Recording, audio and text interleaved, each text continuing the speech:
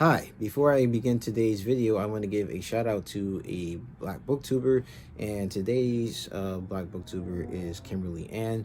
I will place links down in the description box below to her channel and to her social media links, so you can definitely go check it out. She has, I think, almost 2,000 subscribers, so definitely give her a look. One video that I liked of hers was one where it was called My Gift Reads with Black authors. So if you're looking for something to read, say for example for Blackathon, if you're participating, I definitely recommend you check out that video. It has some good choices there where you can read. So definitely go check out Kimberly Ann's channel. Hi, my name is Justin, aka Ghost Reader, and today I'm going to be talking about the Haitian Revolution. This is the last part of the three-parter on the Haitian Revolution. This is part of my Topics in Black History series, in which every weekday in February I will be doing a video talking about a topic in Black history. So let's go ahead and get into the very last part of the Haitian Revolution. Picking up where we left off last time, Toussaint Louverture and Andre Renaud's forces had pushed the Spanish and the English back, so they were now basically in control of San Domingue. The French sent a commissioner to the island, Hedeville, to basically do two things. One was to enforce French law and to quote-unquote make sure that blacks did not abuse the freedoms they now enjoyed. Now, because Toussaint Louverture was such a big man on the island, there was some fear about what he could do, and so this commissioner tried to force a split between Louverture and Renaud. And though he was not successful, there was a split already visibly between the two. With Andre Renaud and Toussaint Louverture, two of the most powerful men on the island, and with Renaud getting most of his support from mulatto planters in the south, and with Toussaint's support coming from most of the blacks in the north, the stage was set for a civil war. And civil war did break out, which lasted from 1799 until 1800.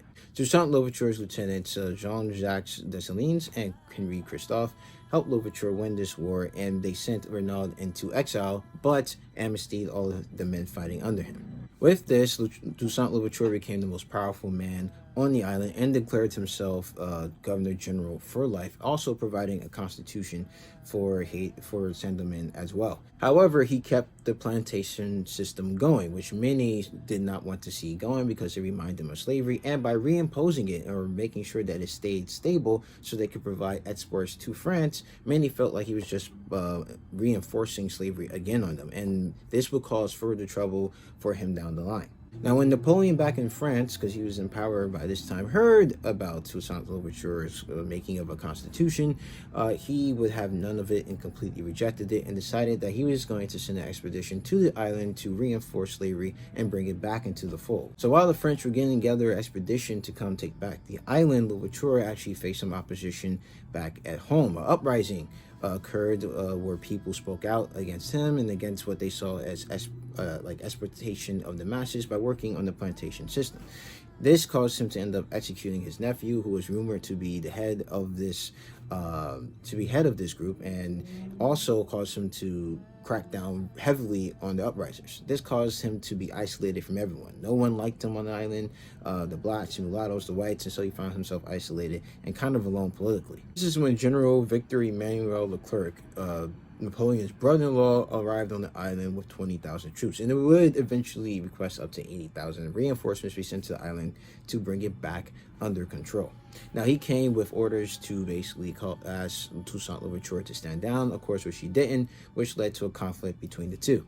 Dessalines, who fought under Toussaint Louverture, would stage a heroic stand against Leclerc with only 1,500 men against Leclerc's 12,000, and execute a masterful evacuation through enemy lines. This marked a turning point in the conflict between the two forces. However, with morale low and there not being much support for Toussaint Louverture, people began to defect from him to the French. This included Henri Christophe, and eventually Dessalines himself even went over to the French. Toussaint Louverture, seeing that his support was gone, decided to negotiate with Leclerc and was able to retire. However, Leclerc basically betrayed him and sent him back to France in chains, where he died from tuberculosis in a castle in the Alps. Even with Toussaint Louverture removed from the colony, this did not mean that it was the end, and Leclerc could not hold the peace in the colony. Dessalines and Christophe eventually defected from Leclerc, and Leclerc himself eventually died of yellow fever, a fate that a lot of French troops would face, and this would lead to be a contributing factor to the unsuccessful conclusion of this expedition.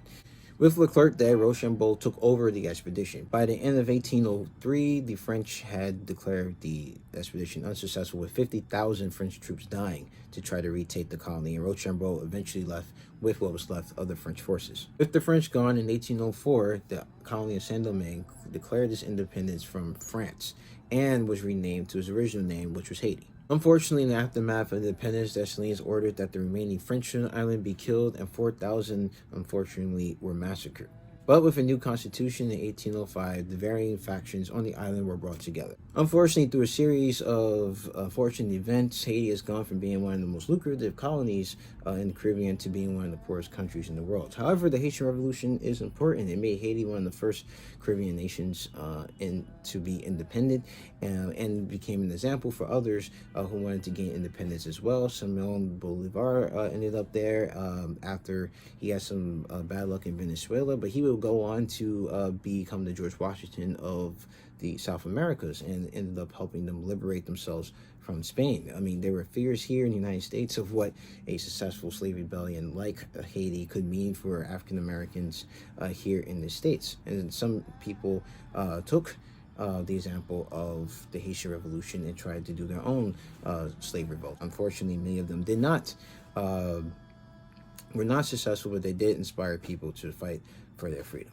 And that is it for this video series on the Haitian Revolution, and also the first week of topics in Black history. I will be back with another video on Monday. So I encourage you all to find sources and look deeper into the Haitian Revolution, because I cannot get as much as I want to in these videos here. So please go do that. If you like this video, one, please let me know down in the comment section below, and please hit the like button. If you want to see more videos from me, please subscribe. You can follow me on Twitter at GhostReads28, on Instagram at Justin the Ghost Reader, and also on Goodreads. The link to that is down in the description box below. So as always, keep reading.